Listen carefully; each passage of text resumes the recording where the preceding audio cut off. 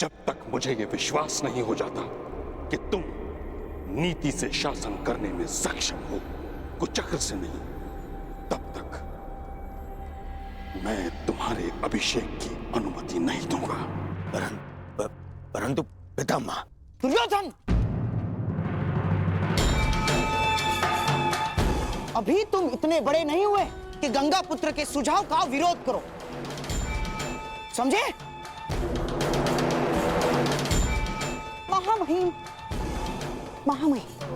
बच्चा है, नहीं समझता कुछ बातें, परंतु मैं आपसे सहमत हूं और आपको विश्वास दिलाता हूं कि दुर्योधन अपने सिंहासन पर तभी अधिकार दिखाएगा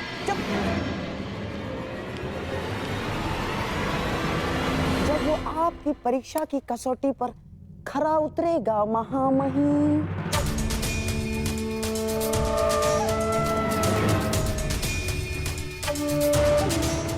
तुम मूर्खता मत करो। महामहिम की आंखों में लाक्षागृह की धधकती ज्वाला का प्रतिबिंब है। हमें कुछ और करना होगा मेरे होने वाले सम्राट। अब सम्राट युधिष्ठिर अपना राज्य संभालेंगे। आपका विनोद कभी कभी समझ में नहीं आता है। अभी तो मैं सही अर्थों में राजा भी नहीं बना और आपने मुझे सम्राट कहकर संबोधित कर दिया। सम्राट बनने में कौन सा भेद है धर्मराज? बस एक राजसूया यज्ञ करने की देरी भर है। शीघ्र ही आपके महल में सहस्त्रों राजा पधारेंगे। उपहास न उड़ाएं वासुदेव। कैसा राजसूय यज्ञ, कैसा महल? इस समय तो यहाँ पर सर छुपाने के लिए वृक्ष की छाया भी नहीं है। जब राजा बन गए हो तो महल भी इतना शीघ्र बन जाएगा कि आभास तक नहीं होगा। बस महल की नींव बलशाली रखनी होगी और इसके लिए मुहूर्त विचारने का समय नहीं है धर्मराज। बस मेरे कथन पर विश्वास कीजिए और तैयार हो जाएं।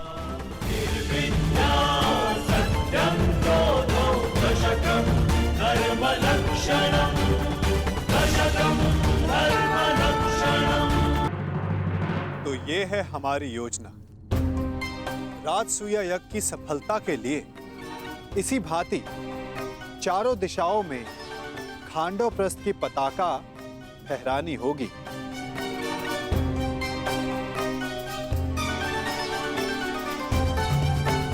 तभी आप सम्राट बन पाएंगे युधिष्ठिर।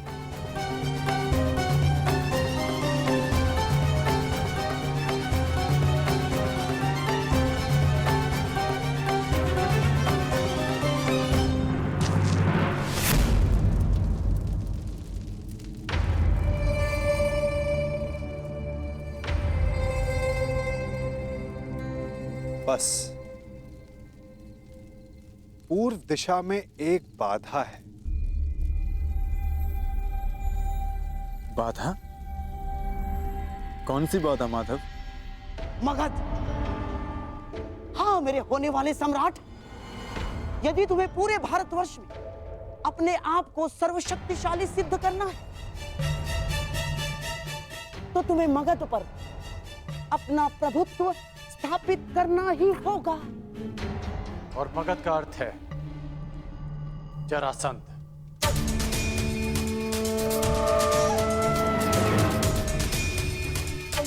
ठीक कहा आपने अंगराज। मगध का अर्थ है जरासंध, आपका भूतपूर्व मित्र और वर्तमान शत्रु। हाँ, और आपको कदाचित ज्ञात नहीं होगा, उसने आर्यव्रत के 100 राजाओं को बंदी बना लिया है और अब वो उनकी बलि की तैयारी में है। 100 राजाओं की बलि? हाँ, 100 राजाओं की बलि। क्योंकि प्रभुत्व स्थापित करने का सबसे बड़ा अस्त्र है भय, और उसी भय का लाभ उठाते हुए जरासंध अपने आप को सर्वशक्तिशाली सिद्ध करना चाहता है। और इसीलिए हमारा सबसे पहला लक्ष्य होगा जरासंध पर विजय। परंतु हाँ, प्रश्न ये भी उठता है कि कौन महायोद्धा जरासंध को दुर्योधन के पक्ष में लाने में सक्षम है? दुर्योधन हर संभव प्रयास करेगा कि जरासंध उसके पक्ष में आ सके, और यह निश्चित है कि जरासंध किसी भी परिस्थिति में तुम्हारा समर्थन नहीं करेगा युधिष्ठिर। तो अब केवल एक मार्ग शेष है,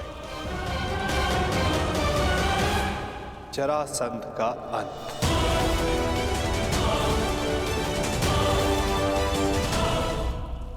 अर्थात आप उसका वध कर देंगे माधव? युधिष्ठिर, यदि जरासंध का वध मेरे हाथों होना होता तो मुझे 18 बार उससे युद्ध करने की आवश्यकता नहीं पड़ती। जरासंध का वध किसी और के हाथों लिखा है।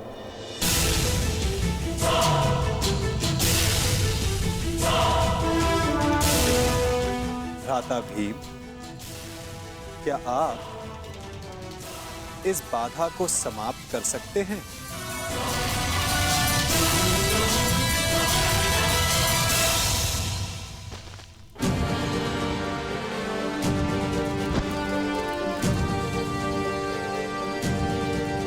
उत्तम। यदि इस प्रकार आप मेरी मंशा भांप लें तो प्रत्येक समस्या का समाधान निश्चित है। मैं वासुदेव की मंशा जानता हूं। वो किसी भी प्रकार जरासंध पर पांडवों की विजय प्राप्त करने का प्रयास करेंगे, परंतु तुम चिंता मत करना मित्र।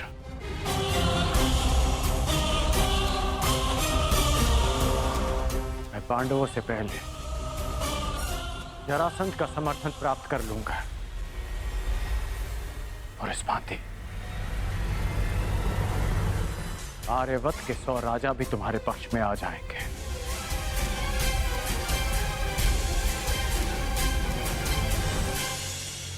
इससे पूर्व कि जरासंध दुर्योधन का समर्थन करे, उसका अंत आवश्यक है। अर्थात हमें जरासंध का वध करना होगा।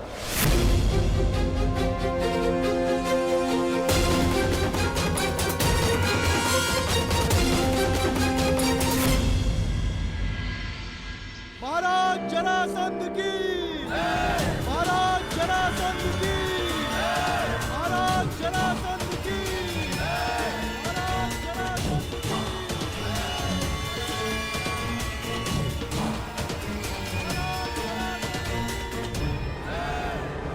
महाराज जरासंध की।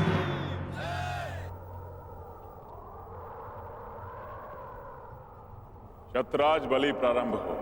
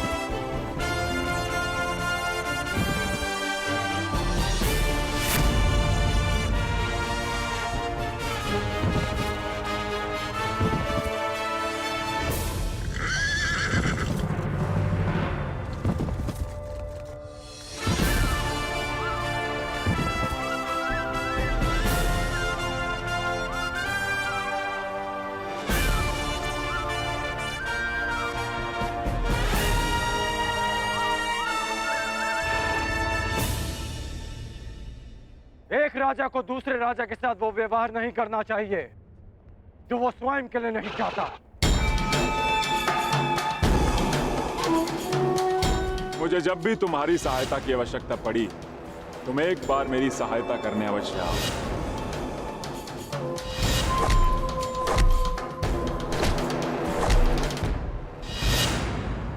क्या कहकर पुकारूं तुम्हें? अंगराज कर्ण या छलिया कर्ण, वचन भंग कर्ण या फिर मित्रता करके मित्रद्रोह करने वाला कर्ण?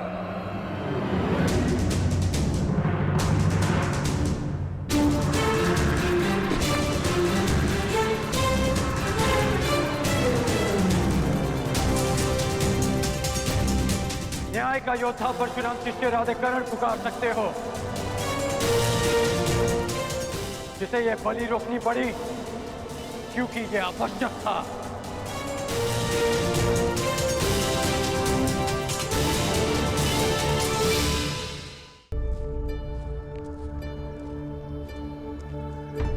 क्या आवश्यक है वासुदेव?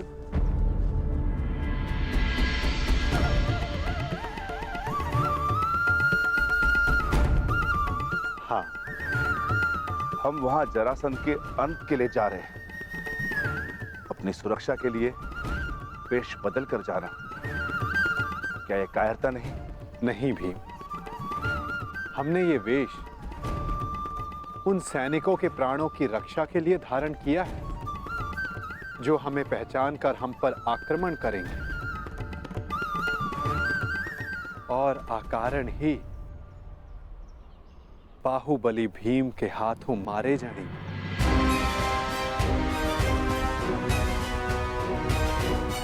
अब प्रस्थान करें।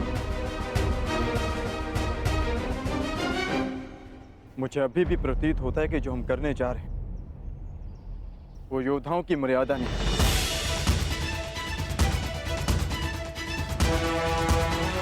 आप आज्ञा दीजिए, मैं अपने ही वेश में एक ही क्षण में मगध के द्वार ध्वंस कर दूंगा और जरासंध को भी धराशायी कर दूंगा। तुम्हारा ये आक्रोश और तुम्हारी युद्ध के लिए ये उत्सुकता मुझे किसी और का स्मरण करा रही है अर्जुन।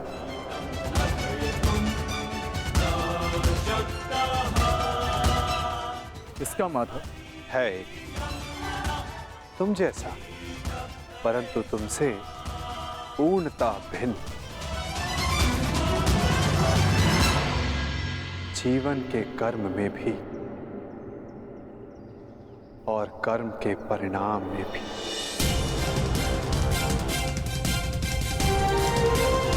जरासंध,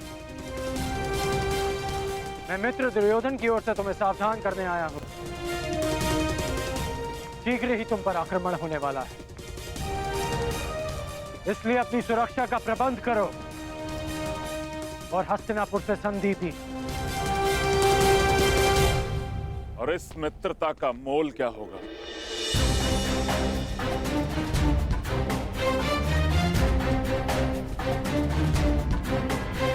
बस इन 100 राजाओं को मुक्त करना होगा।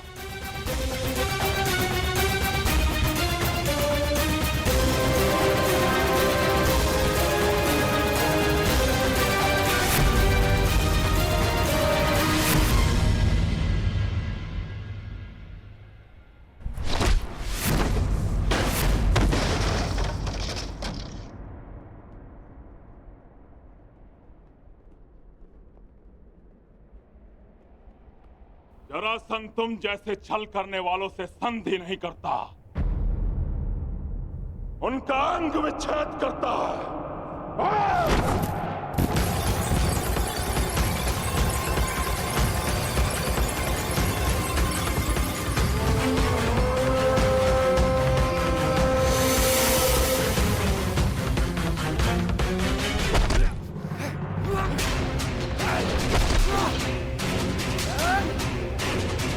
मेरी बात मानो, इन राजाओं को मुक्त कर दो जरासंध।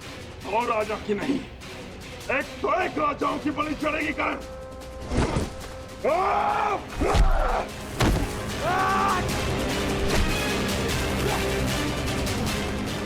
अपने क्रोध पर नियंत्रण रखो जरासंध। तुम्हें देखते ही क्रोध ने मुझ पर नियंत्रण कर लिया करण।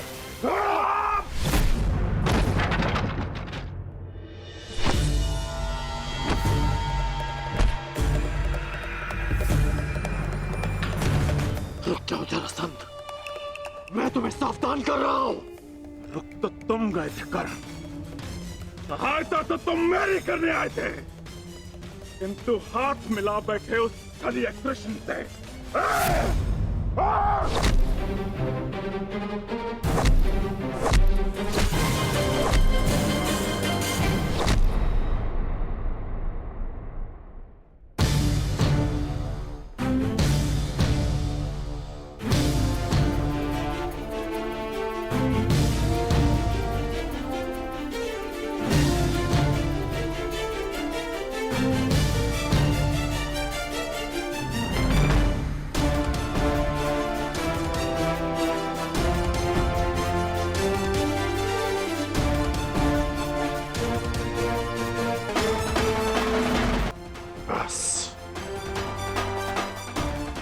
यहाँ युद्ध करने नहीं आया।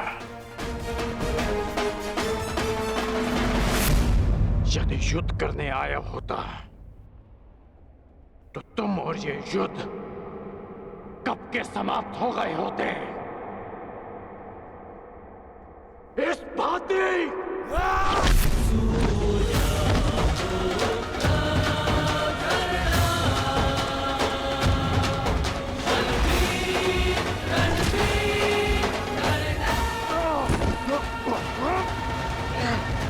वचन भंग किया और ना छल किया।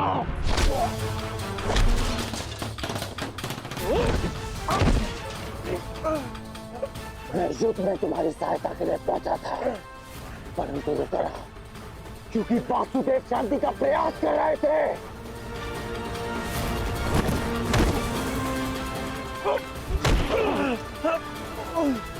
तुमने एक निर्दोष की हत्या की, इसलिए मैंने युद्ध में सम्मिलित ना होने का निर्णय लिया। मैंने मित्रता भंग नहीं की।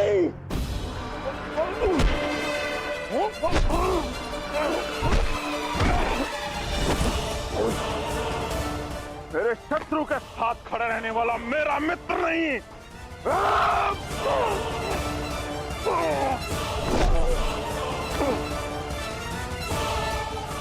तो तुम अपनी ही भाषा में सुनो। यदि शत्रु का शत्रु मित्र होता है तो हस्तिनापुर से संधि करो और इन राजाओं को मुक्त करो।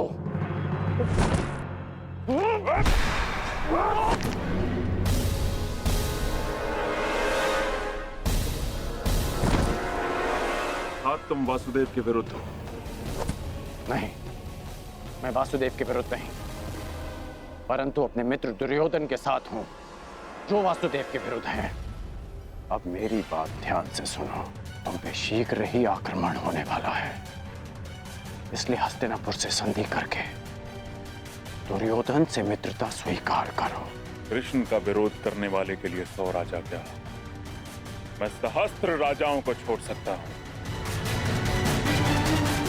मुझे तुम्हारी संधि स्वीकार है। अब ये सभी राजा मुक्त हैं।